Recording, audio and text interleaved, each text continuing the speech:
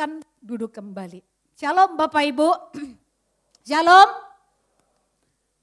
Iya, Bapak Ibu yang terkasih, hari ini adalah minggu pertama di bulan September. Kita tahu bahwa di bulan September adalah bulan di mana Gereja Kristen Kalam Kudus Padang akan merayakan ulang tahun. Dan juga bulan September ini merupakan bulan cross bagi gereja kita. Dan di minggu pertama ini tema khotbah adalah paradoks pemuridan. Ya. Firman Tuhan sebagai landasan khotbah diambil dari Injil Matius 16 ayat 24 sampai 26. Injil Matius 16 ayat 24 sampai 26, demikianlah firman Tuhan. Lalu Yesus berkata kepada murid-muridnya, setiap orang yang mau mengikut aku, ia harus menyangkal dirinya, memikul salibnya, dan mengikut aku. Karena barang siapa mau menyelamatkan nyawanya, ia akan kehilangan nyawanya. Tetapi barang siapa kehilangan nyawanya karena aku, ia akan memperolehnya. Apa gunanya seorang memperoleh seluruh dunia tetapi kehilangan nyawanya? Dan apakah yang dapat diberikannya sebagai ganti nyawanya? Setiap orang yang mau mengikut aku, ayat 24 kata Yesus, ia harus menyangkal dirinya, memikul salibnya, dan mengikut aku. Bapak Ibu jemaat yang dikasihi oleh Tuhan, pada tahun 2004 yang lalu, itu adalah tahun di mana saya punya pengalaman pertama kali memutuskan untuk mendaftarkan diri untuk memasuki sebuah sekolah tinggi teologi. Ketika saya mendaftar, lalu salah satu dosennya berkata kepada saya, untuk seseorang bisa diterima di Sekolah Tinggi Teologi Amanat Agung, itu harus terlebih dahulu mengikuti beberapa tes. Meliputi tes pengetahuan Alkitab, tes psikologi, tes bahasa Inggris, dan juga wawancara. Dan setelah itu, 2 minggu setelah diadakan wawancara, barulah calon mahasiswa menerima secara resmi apakah orang tersebut atau calon mahasiswa tersebut diterima atau tidak. Bapak Ibu sekalian, saya pulang setelah mendengar informasi itu dan saya merasa pesimis. Mengapa? Karena Bapak Ibu sudah kurang lebih 7 tahun saya tidak lagi menyentuh perbukuan. Selama kurang lebih 7 tahun saya itu bekerja. Ya, jadi selain Alkitab, saya tidak lagi meneliti akan buku-buku seperti itu. Jadi hanya Alkitab saja yang saya baca setiap hari. Tetapi ada satu yang menguatkan hati saya Bapak Ibu Saudara. Saya memutuskan untuk mengambil kesempatan untuk mendaftarkan diri adalah karena saya mengingat ada panggilan Tuhan yang mendorong saya untuk harus mengambilnya. Karena seharusnya saya ngapain lagi kuliah? Saya sudah bekerja, saya sudah menghasilkan uang. Untuk apa? Jadi di dalam ketakutan, pesimis, keraguan itu ada juga satu dorongan yang menguatkan. Kamu ada panggilan Tuhan, kamu melihat itu lemah, kamu melihat dirimu tak berdaya. Tapi ingat, Tuhan yang memanggil kamu itu adalah Tuhan yang Maha Kuasa. Makanya Bapak Ibu Saudara, saya mempersiapkan diri selama kurang lebih beberapa hari untuk mengikuti tes tersebut.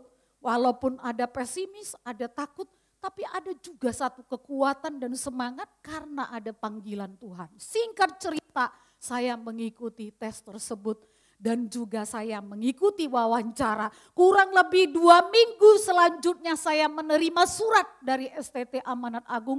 Saya buka dan saya baca, maka di sana dikatakan bahwa yang bernama saya itu dinyatakan lulus dan diterima sebagai mahasiswa Teologi Aman Agung Jakarta.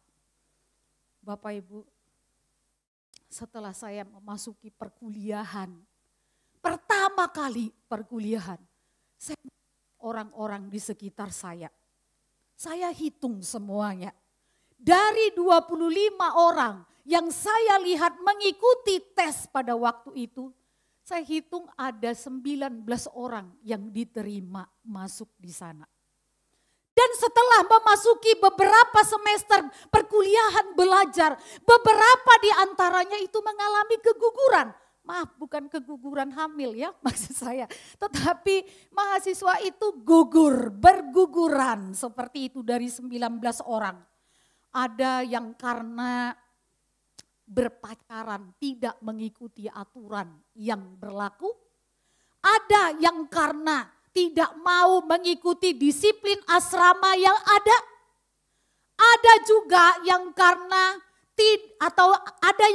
gagal di dalam mata kuliah prasyarat sebanyak 2 kali.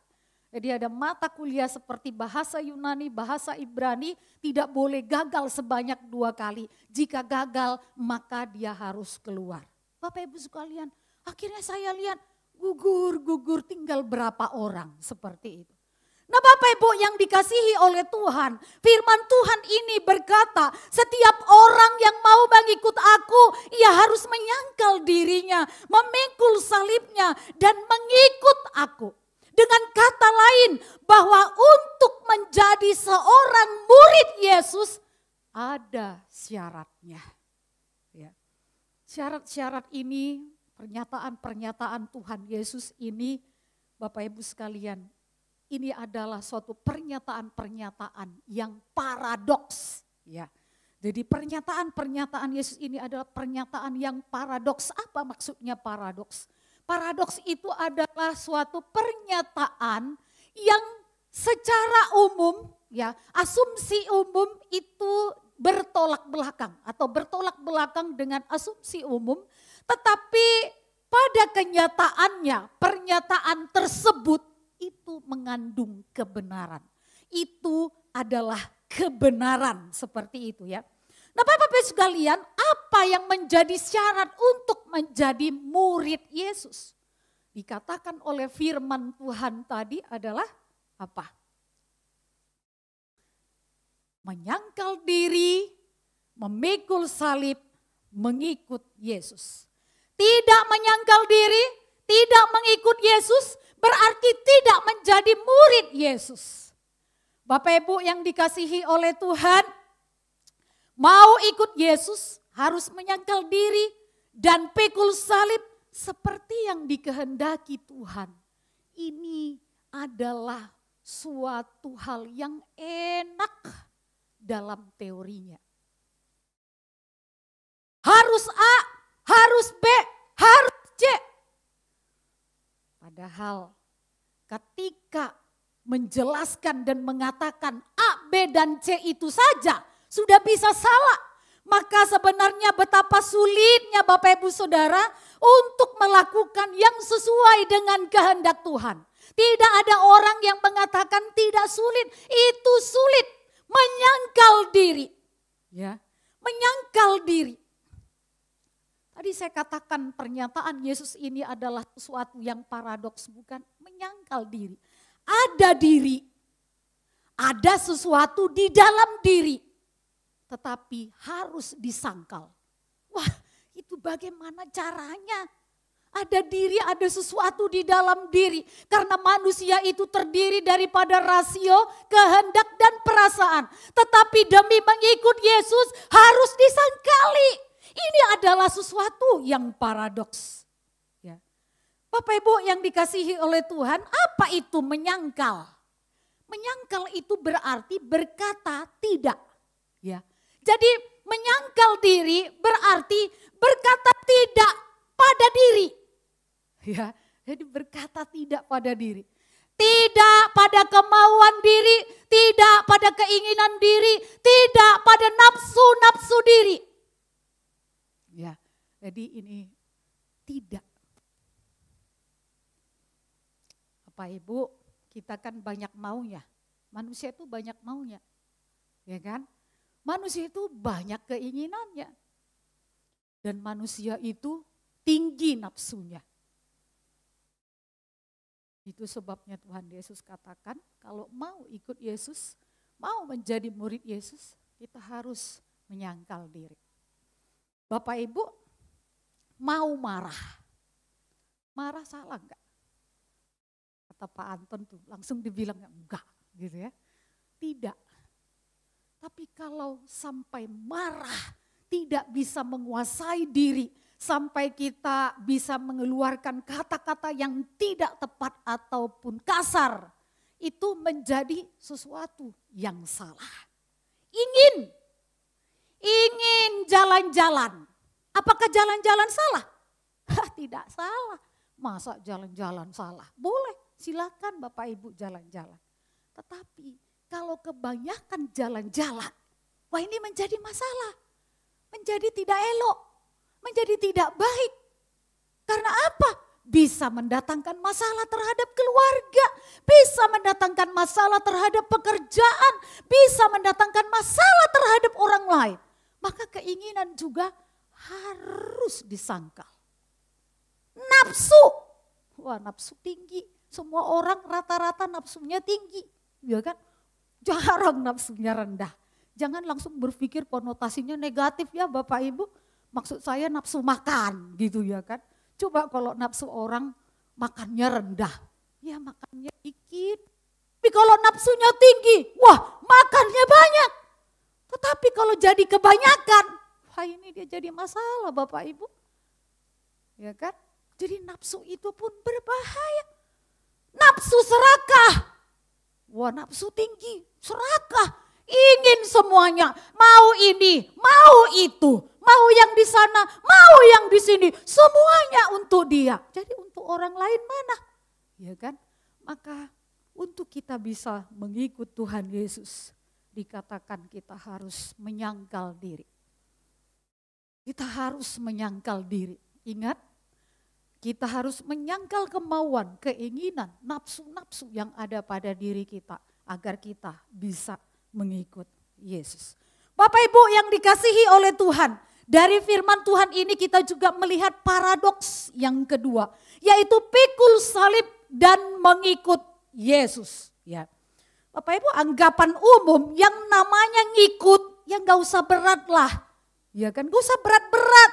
Lebih baik tanpa beban supaya kita kuat dan tahan dalam perjalanan panjang. Tapi beda dengan Tuhan Yesus.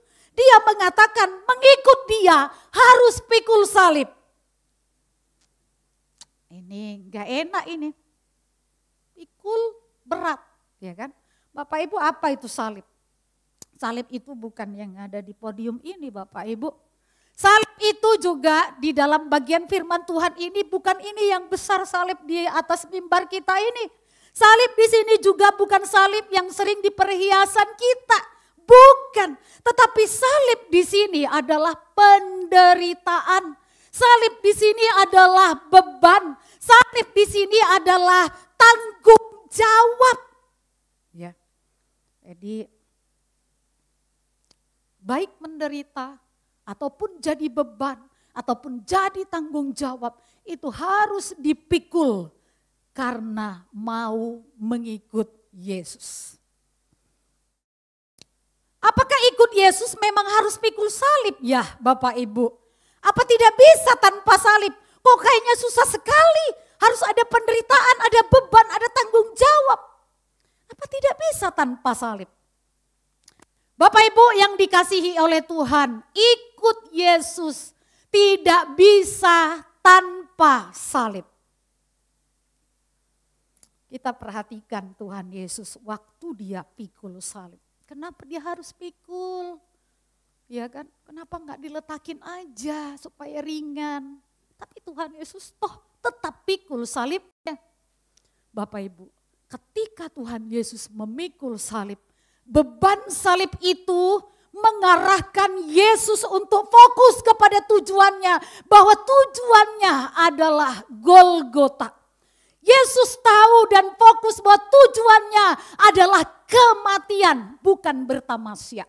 Ya, jadi beban salib itu membuat Yesus fokus kepada tujuannya. Bapak Ibu yang terkasih, ketika Tuhan Yesus memikul salib, juga salib itu membuat Yesus ataupun beban salib itu membuat Yesus berjalan dalam ketaatan kepada Bapanya. Jadi ketika dia memikul salib, dia tidak memikirkan beratnya lagi salib ini, kutumbangkannya lagi salib ini, lebih baik aku pergi menyingkir, menghilang supaya orang tidak melihat dan aku tidak menanggung beban berat ini. Dia tidak memikirkan hal itu. Dia hanya pikul karena dia tahu dia mau menaati Bapanya. Bapak Ibu yang terkasih, demikian jugalah kita. Kita harus berjalan dan menjalani hidup, memikul salib supaya kita bisa fokus kepada tujuan kita, yaitu mengikuti Yesus. Supaya kita bisa taat kepada apa yang dikehendaki Yesus, bahwa kita ini muridnya. Bapak Ibu, kita punya penyakit, kita sudah pergi ke dokter, sudah periksa, sudah makan obat, sudah keluar negeri, enggak sembuh-sembuh. Tapi tetap memilih tidak salib. Kan sakit, menderita kan, terkena sakit yang membuat kita tidak bisa leluasa di dalam kehidupan ini. Tetapi dia memilih untuk tidak ke dukun. Itu adalah salib. Seseorang pegawai negeri ini tidak naik-naik pangkatnya. Aduh, kok orang lain cepat kali naik pangkatnya. Gajinya naik tinggi kali. Sedangkan saya begini.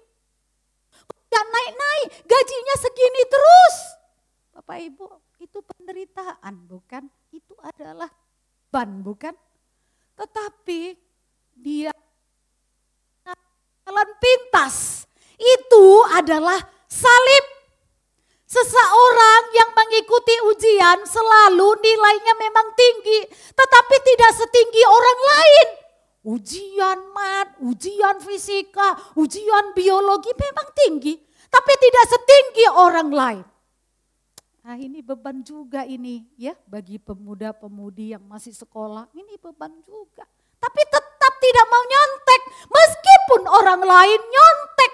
Ini adalah salib. Kita punya beban, kita punya tanggung jawab, kita menderita karena kita tahu apa yang dikehendaki Tuhan dan kita memilih untuk mengikut kehendak Tuhan di dalam kehidupan kita. Itu adalah salib.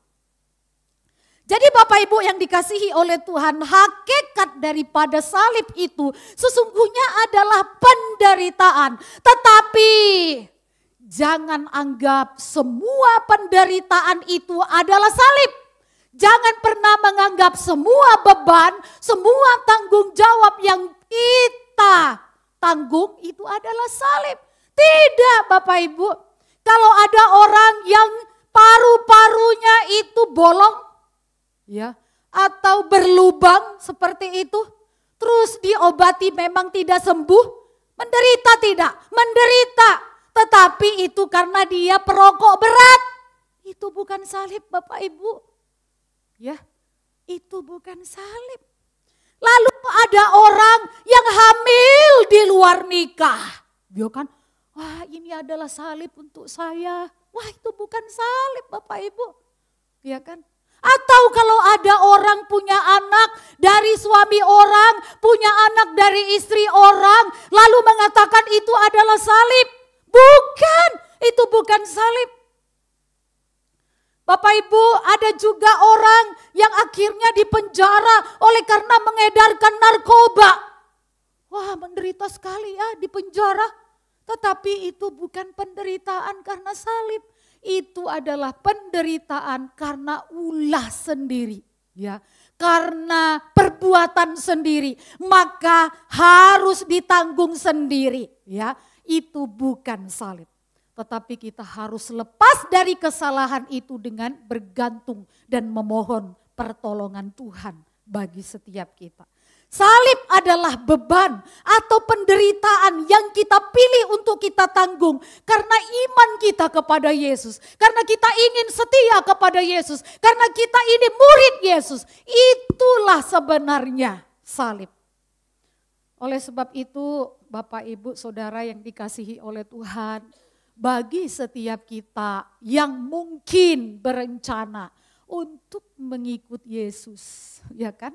Pikir-pikir dulu, ya enggak? Pikir-pikir dulu Bapak Ibu.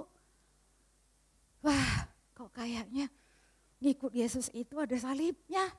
Kok ngikut Yesus itu harus menyangkal diri, begitu ya? Bapak Ibu, mari koreksi lagi motivasi kita. Kenapa kita mau ikut Yesus? Tadi ada pujian ya sebelum kita ibadah. Jangan sampai kita ikut Yesus itu karena kita menginginkan sesuatu, berkat, kekayaan, kesuksesan, segala sesuatu yang ada di dalam gereja, kenikmatannya, sakit penyakit hilang, koneksi, relasi, pekerjaan. Jangan sampai karena itu Bapak Ibu. Kenapa? Nanti takutnya di dalam perjalanan kita pun mengalami keguguran. Ya, maksud saya gugur seperti itu di perjalanan.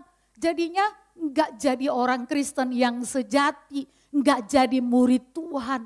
Tetapi mundur enggak maulah. Kayaknya enggak enak jadi orang Kristen. Menyangkal diri pikul salib, enggak mau begitu ya. Nah Bapak Ibu sekalian, kita perlu melihat lagi motivasi kita. Bukan saya bilang Bapak Ibu ya, jangan jadi orang Kristen, jangan ikut Yesus. Bukan itu, bukan. Kita senang bahkan kita mau orang untuk ikut Yesus. Tetapi kita harus lagi melihat motivasi kita. Kenapa kita mau ikut Yesus? Kita ikut Yesus harus karena kita kasih kepada Yesus. Karena kita mau cinta kepada Yesus. Karena kita tahu ada keselamatan di dalam Yesus. Ada keselamatan yang tidak bisa diberikan oleh dunia ini kepada kita selain oleh Yesus. Maka jelas kenapa kamu ikut Yesus? Ya karena saya cinta Yesus. Karena saya ini dikasihi Yesus. Tidak ada Tuhan yang lain yang kasih, yang menyayangi saya melebihi daripada kasih Yesus. Karena Yesus mau mati di atas kayu salib untuk saya. Maka saya memutuskan hari ini saya ikut Yesus. Harus begitu Bapak Ibu. Ya, supaya tidak gugur di jalan. Bapak Ibu yang dikasihi oleh Tuhan,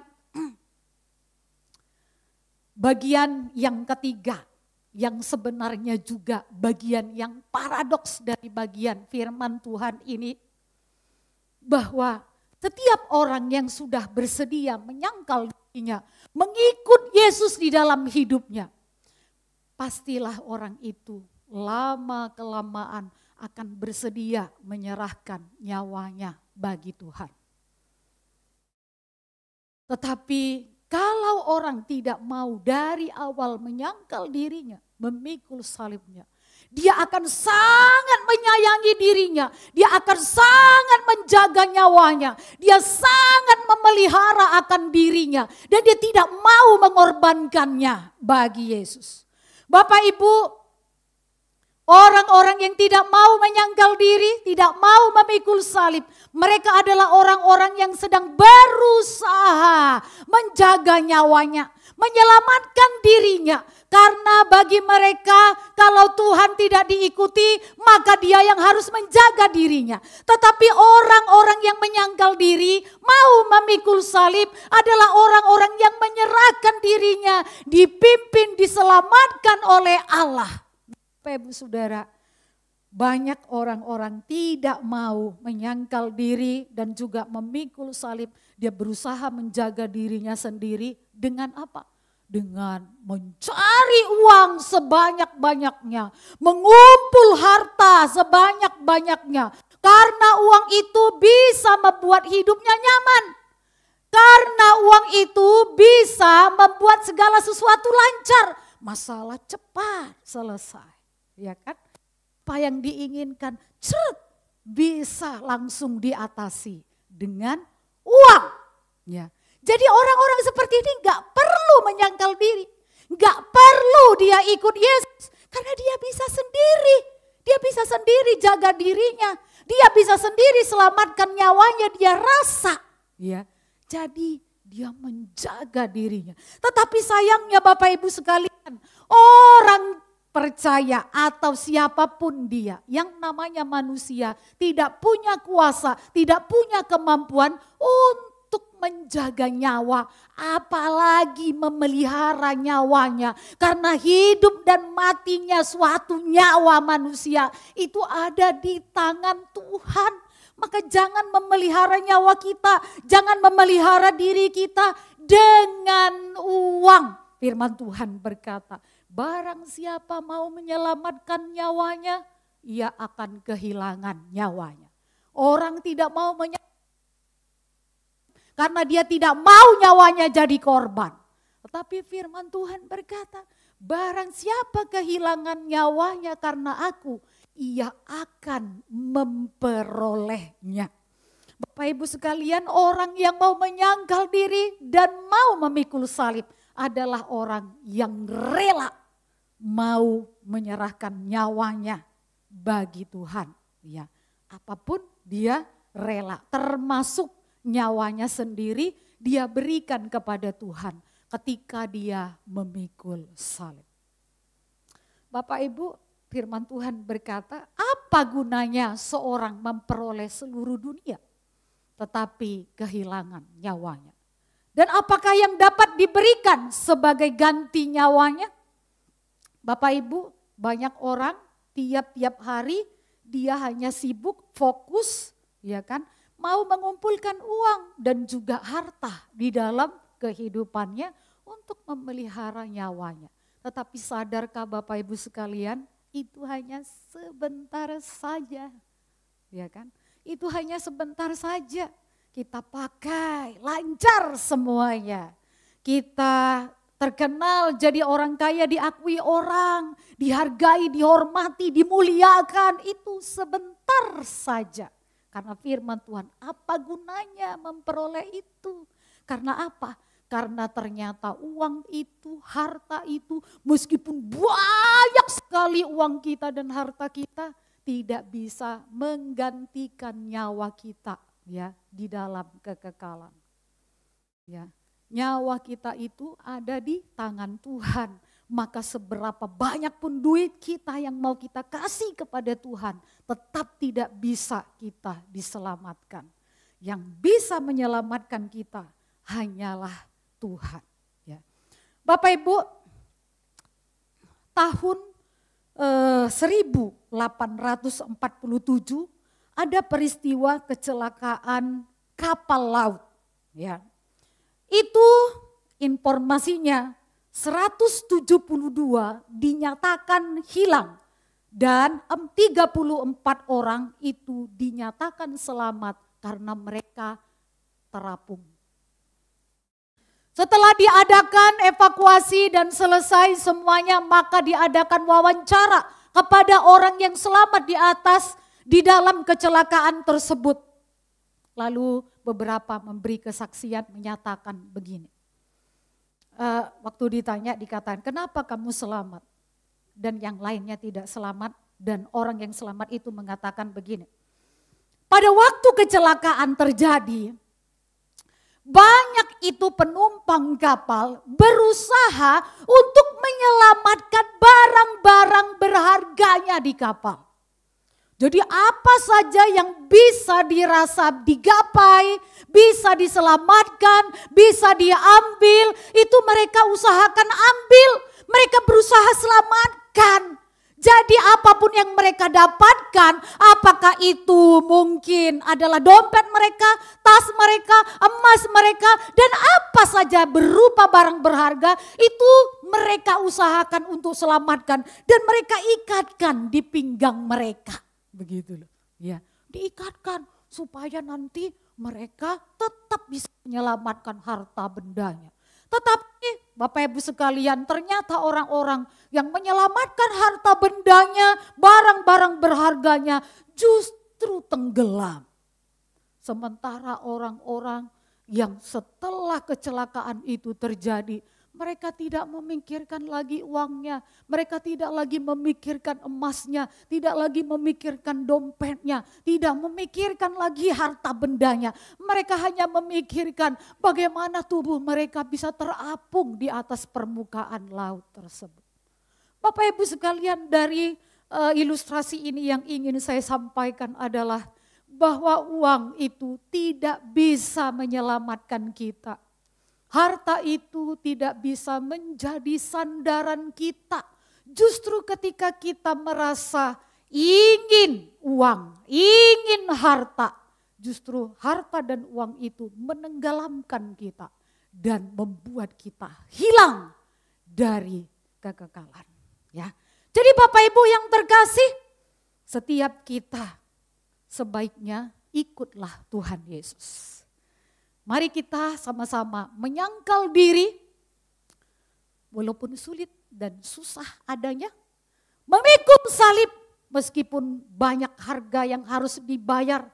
Ya, ada air mata, ada korban perasaan, ada banyak hal yang harus ditanggulangi dan dikorbankan dari hidup ini. Ikutlah Yesus sampai mati. Jangan hanya sebentar, sampai mati. Nah, ingat bahwa kalaupun kita sampai mati menyangkal diri dan mengikut Yesus, kita tidak akan kehilangan nyawa kita. Karena yang berkuasa atas nyawa kita, yang menyelamatkan kita adalah Tuhan kita, Yesus Kristus. Mari setiap kita menjadi murid Tuhan Yesus yang sesuai dengan kehendak-Nya. Dan biarlah kiranya setiap kita diberkati oleh Tuhan dan Roh Kudus terus boleh mengajari kita, menolong kita bagaimana kita hidup sebagai murid yang berkenan kepada Tuhan. Amin. Mari kita berdoa. Bapa di surga, terima kasih untuk firman Tuhan. Terima kasih Engkau telah menyatakan bagaimana kami menjadi murid-murid Tuhan. Tidak mudah ya Tuhan. Ini hanya mudah di dalam teorinya, tetapi sulit di dalam prakteknya. Tetapi tidak berarti tidak bisa, karena ada Roh Kudus yang akan memberikan kekuatan, kemampuan, topangan, bahkan kemauan di dalam hati kami, supaya kami boleh hidup sesuai yang dengan kehendak Tuhan. Terima kasih Tuhan. Biarlah Engkau menopang hidup kami. Jika ada di antara kami yang mau ikut Yesus, janganlah kiranya ya Tuhan perasaan mereka kecut dan tawar. Tetapi biarlah hati mereka boleh semakin terpaut kepada Tuhan. Karena sesungguhnya orang yang mengikut Tuhan akan diselamatkan. Orang yang percaya kepada Yesus akan mendapatkan hidup yang kekal. Tuhan tidak akan merugikan orang yang mau ikut Dia. Terima kasih Tuhan. Berkati kami yang sedang mengikuti Engkau, yang sedang berjalan bersama dengan Engkau. Berkati juga Tuhan anak-anak kami, jemaat kami yang sedang mau ikut Yesus. Biarlah mereka mengerti bagaimana mengikut Yesus yang benar. Terima kasih Bapa, biarlah berkat-Mu tercurah bagi setiap kami. Biarlah kami dipenuhi dengan ucapan syukur oleh karena kami ini murid-Mu. Biarlah kami boleh sungguh ya Tuhan mengalami akan kepuasan karena kami mau menyangkal diri, memikul salib dan mengikut Engkau di dalam hidup kami. Terima kasih Tuhan Yesus. Terpuji, termulialah Engkau Allah kami. Diserahkan hidup kami ke dalam tangan-Mu. Sepanjang minggu ini sertailah hidup kami. Sepanjang minggu ini biarlah kami Tuhan dibantu, ditolong, ditopang oleh Engkau melakukan akan firman-Mu. Supaya kami menjadi murid yang berkenan di hati Tuhan. Terima kasih Bapa, terpujilah Engkau Allah kami. Demi nama Yesus Allah kami yang hidup kami telah berdoa dan bersyukur. Amin.